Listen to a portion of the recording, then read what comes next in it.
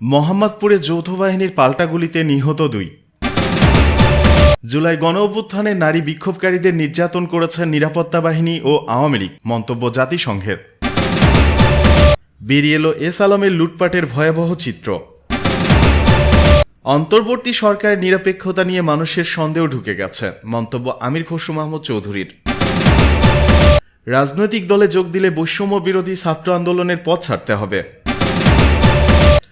Fascist হাসিনার রক্ষা নেই, মন্তব্য বিএনপি নেতা অ্যানির। মোহাম্মদপুরে যৌথ বাহিনীর পাল্টা গুলিতে নিহত 2। রাজধানীর মোহাম্মদপুরের বসিলার চাঁদ উদ্যানে যৌথ বাহিনীর অভিযানে 2 জন নিহত হয়েছেন। বুধবার দিবাগত রাত 1টার দিকে এই ঘটনা ঘটে। মোহাম্মদপুর থানার ডিউটি অফিসার জানান, 2 জন নিহত হওয়ার খবর পেয়ে ঘটনাস্থলে পুলিশ পাঠানো হয়েছে। চাঁদ উদ্যানে যৌথ বাহিনীর সাথে ঘটনাটি ঘটেছে। পুলিশ জানিয়েছে, যৌথ বাহিনীর উপস্থিতি টের পেয়ে একটি বাড়িতে ঢুকে পড়ে সন্ত্রাসীরা। এরপর আত্মসমর্পণ করতে বলা হলেও তাতে সাড়া না দিয়ে যৌথ বাহিনীকে লক্ষ্য করে গুলি ছোড়ে তারা। আত্মরক্ষার্থে পাল্টা গুলি চালায় আইন শৃঙ্খলা বাহিনী। পরে বাড়ির ভেতর প্রবেশ করে অস্ত্রগুলি সহ 5 সন্ত্রাসীকে আটক করা হয়। উদ্ধার করা হয় 2 জনের লাশ। মোহাম্মদপুর জোনের সহকারী পুলিশ কমিশনার AK মেহেদী হাসান বলেন, আমরা 5 জনকে বাসার বিভিন্ন জায়গা থেকে আটক করি। এরপর তাদের নিয়ে আমরা বাসার ছাদে উঠি। সেখানে গিয়ে রক্তাক্ত 2টি বডি দেখতে পাই। তাদের একজনের হাতে পিস্তল, আরেকজনের হাতে চাপাতি দেখতে পাই। তাদের সাথে আরও একাধিক লোক ছিল যারা বাসার বিভিন্ন দিক দিয়ে পালিয়ে যায়। আটকদের বিরুদ্ধে আইনি ব্যবস্থা নেওয়া হচ্ছে বলেও জানান তিনি। জুলাই গণঅভ্যুত্থানে নারী বিক্ষোভকারীদের নির্যাতন করেছে নিরাপত্তা বাহিনী ও আওয়ামী লীগ, মন্তব্য জাতিসংঘের।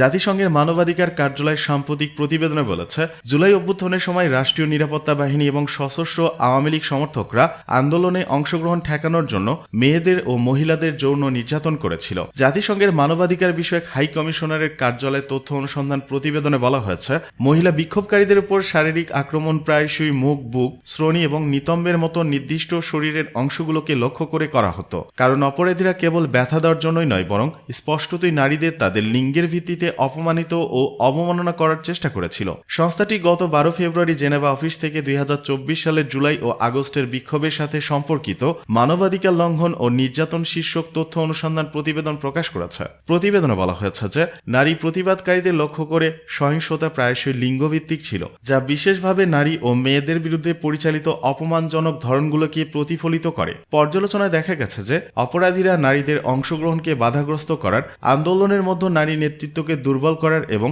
প্রতিষ্ঠিত পুরুষতান্ত্রিক রীতিনীতিকে শক্তিশালী করার হাতিয়ার হিসেবে লিঙ্গভিত্তিক সহিংসতা চালিয়েছিল। শারীরিক সহিংসতার পাশাপাশি নিয়মিতভাবে লিঙ্গভিত্তিক অপমান করা হতো।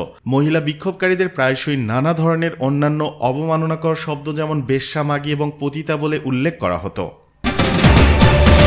এদিকে বেরিয়ে এলো এস আলমের লুটপাটের ভয়াবহ চিত্র। দেশের শীর্ষ অলিগার্কদের ব্যাংক লুট, কর ফাঁকি এবং অর্থ পাচারের ভয়াবহ কাহিনী তুলে ধরেছেন 2 আয়কর কমিশনার। তারা জানান, চট্টগ্রাম ভিত্তিক শিল্প গ্রুপ এস আলমের ব্যাংক লুট বিশ্ব ইতিহাসে অন্যতম বৃহত্তম স্ক্যাম হিসেবে চিহ্নিত।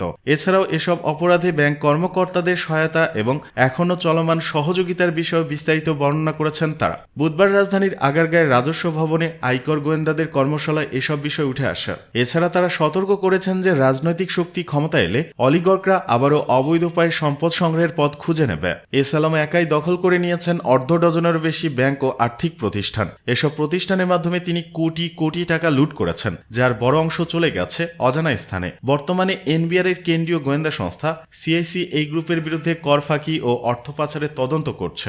NBR সূত্রে জানা যায়, এ পর্যন্ত CIC 2,42,000 কোটি টাকা লেনদেনের তথ্য সংগ্রহ করেছে। CIC মহাপরিচালক জানান, এস আলম সিঙ্গাপুরে তার 2 ছেলের জন্য নাগরিকত্ব কেনার জন্য শত কোটি টাকা খরচ করেছেন। এমনকি শীর্ষ ধনীদের স্ত্রীর একটি লকার থেকে 15 কোটি টাকার হীরা উদ্ধার হওয়ার তথ্য প্রকাশিত হয়। এই সপ্তাহে একটি ব্যাংকের চেয়ারম্যানের কাছ থেকে 121 কোটি টাকা জব্দ করা হয়েছে বলে জানান তিনি। NBR চেয়ারম্যান মন্তব্য করেন, যদি অর্থ পাচার এবং কর ফাঁকি রোধ করা না যায়, তবে দেশের অর্থনৈতিক উন্নয়ন বড় ধরনের ক্ষতির সম্মুখীন হবে। আয়কর কর্মকর্তাদের আশঙ্কা, যখন রাজনৈতিক ক্ষমতা পরিবর্তিত হবে, অলিগার্করা তাদের অপকর্মে সহায়তা নিতে ব্যাংক কর্মকর্তাদের সাথে যোগাযোগ করবে। এর আগে কর আদায় নিশ্চিত করতে ব্যাংক কর্মকর্তাদের সাহায্য কামনা করেন তারা। অন্তর্বর্তী সরকারের নিরপেক্ষতা নিয়ে মানুষের সন্দেহ ঢুকে গেছে, মন্তব্য আমির খসরু মাহমুদ চৌধুরীর।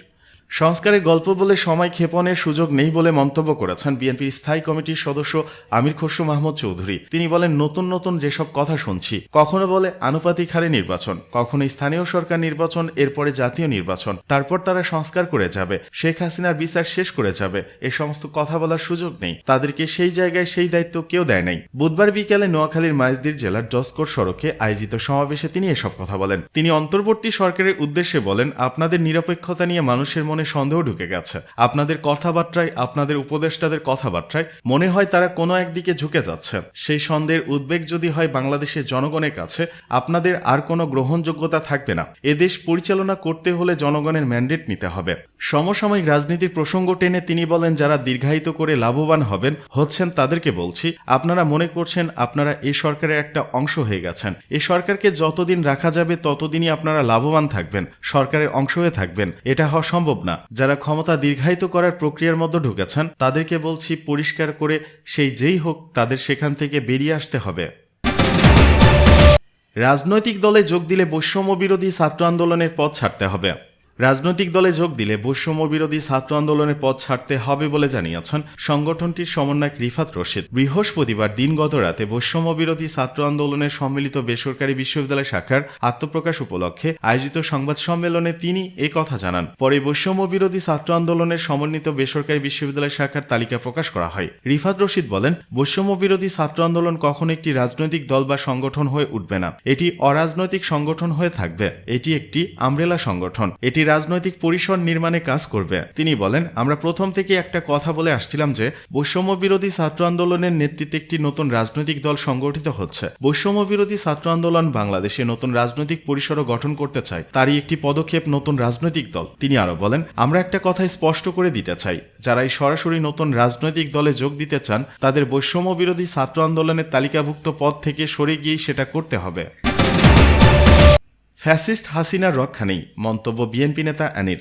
বিএনপির কেন্দ্রীয় যুগ্ম মহাসচিব শহীদউদ্দিন চৌধুরী আনি বলেছেন, ফ্যাসিস্ট হাসিনার রক্ষা নেই। বর্তমান অন্তর্বর্তী সরকার হাসিনা ও তার দোসরদের বিচার না করলে জনগণের দ্বারা নির্বাচিত হয়ে বিএনপি শেখ হাসিনা ও তার দোসরদের বিচার করবে, তাদের কোনো ক্ষমা নেই। তিনি বলেন, হাসিনার বাবাও দেশের সম্পদ লুট করেছে, দেশের জন্য কিছু করেনি। হাসিনাও দেশের সম্পদ লুট করেছে, দেশের জন্য কিছু করেনি। 1972 থেকে 75 পর্যন্ত এমন লুটপাট তারা করেছে যে দেশে দুর্ভিক্ষ লাগিয়ে দিয়েছে। তাদের রাজনীতি কখনো জনগণের জন্য ছিল না, কখনো জনগণের সমর্থন নিয়ে ক্ষমতায় যায়নি। শহীদ প্রেসিডেন্ট জিয়াউর রহমান মেজর থেকে এদেশের প্রেসিডেন্ট হয়েছিলেন। তিনি দেশের মানুষের মুখে হাসি ফুটিয়েছিলেন। বিএনপি দেশের মানুষের জন্য রাজনীতি করে। বৈষম্য বিরোধী আন্দোলন নিয়ে তিনি বলেন, কারো একা আন্দোলনে শেখ হাসিনার পতন হয়নি। ছাত্ররা, আমরা রাজনৈতিক দলগুলো, সাধারণ জনগণ সকলের ঐক্যবদ্ধ আন্দোলনের ফসল। হাসিনা দেশ ছেড়ে পালিয়েছে। তিনি বলেন, ভারত এদেশের মানুষের সঙ্গে সম্পর্ক রাখতে চায় না, তারা হাসিনার সঙ্গে সম্পর্ক রাখতে চায়। হাসিনাকে ক্ষমতায় রাখতে বারবার কাজ করেছে।